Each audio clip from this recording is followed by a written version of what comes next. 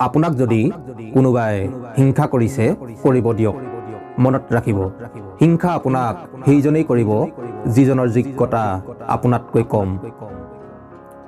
কাৰোবাক কেতিয়াও খুব বেছি আপোন বুলি নাভাবিব, কিয়নো আপোন মানুহবোৰেই এটা সময়ত কষ্টৰ কাৰণ হৈ পৰে।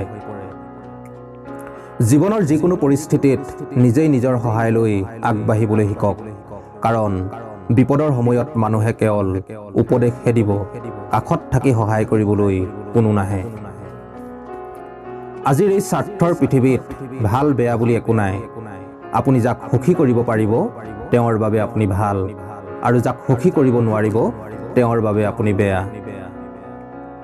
অপ্ৰিয় হ'লেও সত্য, এটা কুকুৰক আপুনি এক দিনৰ বাবে যত্ন লওক, সি আপোনাক চিৰজীৱন মনত ৰাখিব। কিন্তু আপুনি এজন মানুহক 1 বছৰৰ বাবে যত্ন লওক, তেওঁ আপোনাক এক দিনতে পাহৰি যাব। আজিৰ সমাজত আপুনি ভদ্ৰ মানে আপুনি ভয়াতুৰ, আপুনি দয়ালু মানে আপুনি দুৰ্বল, আপুনি সৎ মানে আপুনি মূৰ্খ, আপুনি স্পষ্টবাদী মানে আপুনি শত্ৰু। এয়াই বাস্তৱ সত্য।